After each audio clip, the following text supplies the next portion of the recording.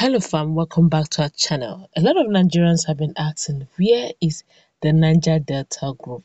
I'm talking about the militants that usually have that strange ability of always bringing Nigeria's economy to its knees, particularly when it comes to bombing of pipelines and affecting the general economic strength of Nigeria. But before we go into the newspaper, how the Niger militant is coming into play towards this NSAS protest, we'd like you to subscribe to our channel by clicking on the red subscribe button. Beside it, you see a bell notification icon. Please go ahead, click on it to get notified as soon as we update our channel on YouTube. Where the Deputy President of the Senate, that's Senator Ovie Agege, has appealed to the members of the reformed Niger Delta Avengers, as RNDA, to halt its planned attacks on oil facilities in the region. According to him, going ahead with their threat would create economic setback for the country and additional environmental degradation in the area. Senator Agege appeals came on the heels of the recent threats by a coalition of 9 militant groups in the Niger Delta region, expressing readiness to resume hostilities by attacking oil and gas facilities if federal government did not meet the demands of NSAS protesters across the country. After an emergency meeting in Delta State last week, the militant groups under the aegis of the RNDA also announced their preparedness to disavow the ceasefire accord with the federal government and engage military forces.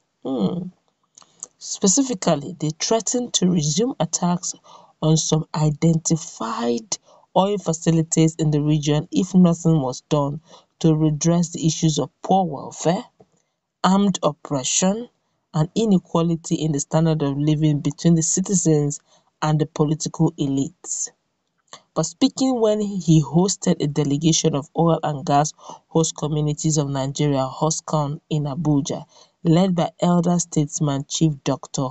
Wellington Okereke, the Delta Central lawmaker urged the agitators to sheathe their swords and allow peace to reign. He assured that their demands would be tabled before the presidency.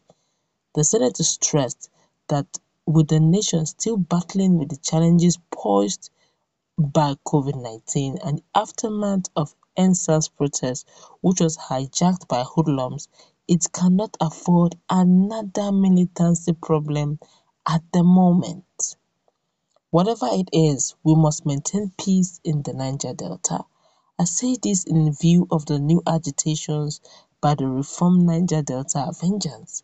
We are just coming out of the NSAS protest, which of course we all witnessed how a peaceful protest was hijacked by those with sinister agenda. We are all witnesses to what happened afterwards, even when we must acknowledge that in a democracy, protest is a right provided those that do so should do it peacefully without abridging the rights of others, Agege said. Speaking further, he urged HOSCAN members to go back to our people in the creeks and tell them we are here for them. We are here to champion their request. We don't want the peace of the Niger Delta to be disturbed or disrupted. We are here to protect the interests of our people. Yes, I may be the deputy president of the Senate today, but I am first of all a senator representing my people. I am here and I'm here. I am your own. I am your eye. We shall not disappoint you. You see him begging. Take this commendation to our brothers in the creeks that they have done well in keeping the peace, and we will table their request before the authorities as they have channeled that request through me. We shall ensure the right things are done. Welcome. The Avengers, that Niger Delta militant, have decided to speak. We all know what they can do. They don't talk much. A lot of persons were wondering, ever since this NSAS began, people were like, the almighty militant, where are they now? They used to say they are too much.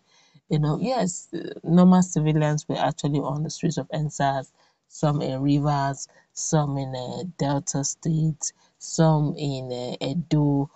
Individually, they were just coming on just normal gas. But militants were very quiet throughout those periods. They were just quiet because, their own, when they started, they used to cripple the economy totally. They don't used to, they don't go and say they want to vandalize. They don't have that time to vandalize what?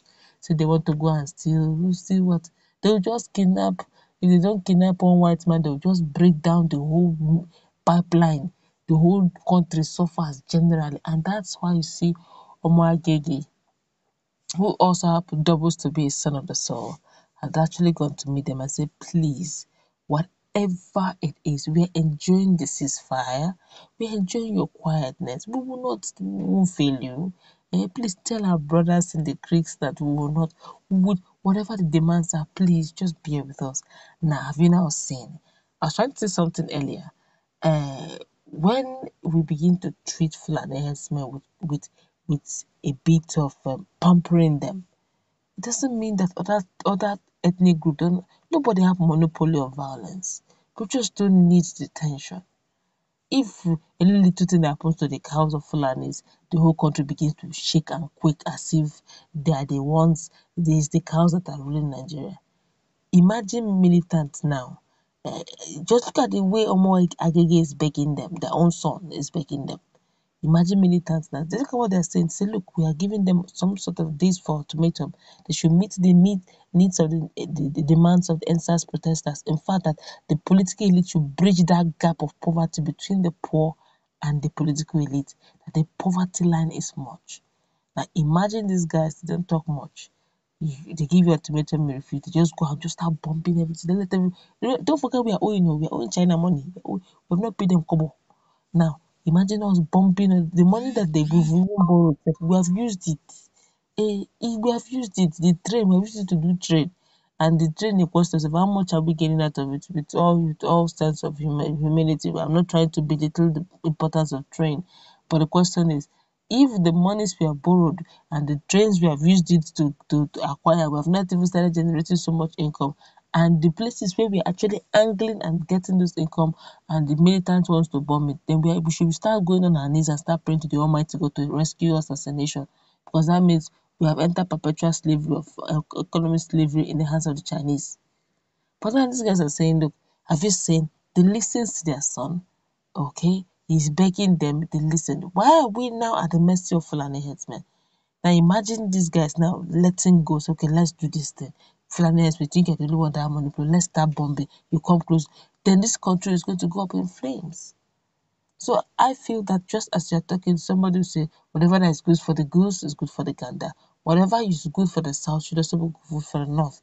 If the southern elite can have a reign over their militancy, if the southern elite can control their own children from going haywire, why are they not finding it very difficult to control the reign of Boko Haram or to control the reign of Fulani herdsmen? They are just having a few. They're making it look as if other Nigerians are silly. Nobody have monopoly of violence. We just want peace to reign. All right. And now look at what Agege is telling them. They should please when they start their own, the economy will bleed because we are a mono economy. We rely strongly, if not solely, on oil. Yes, we keep saying yes, gold is recently discovered until it becomes a mainstream. For the now, we are this 100% dependent on the oil. And now Agege is now saying this. And let's see how it plays out because well, the truth of the matter is the Avengers have given their ultimatum. They've told the deputy Senate president their stand.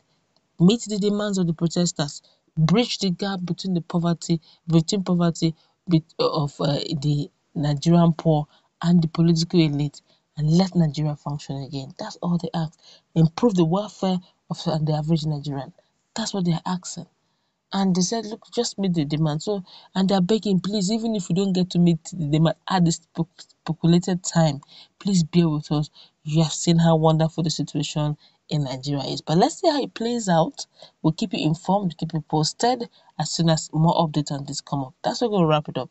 Let's meet in our conversation. What's your take on the fact that finally the militants in Niger Delta have reacted to the demands of NSAS, and they are actually in solidarity with NSAS protests. Let's meet in our conversation. Let's interact. What's your view on this? No hate word.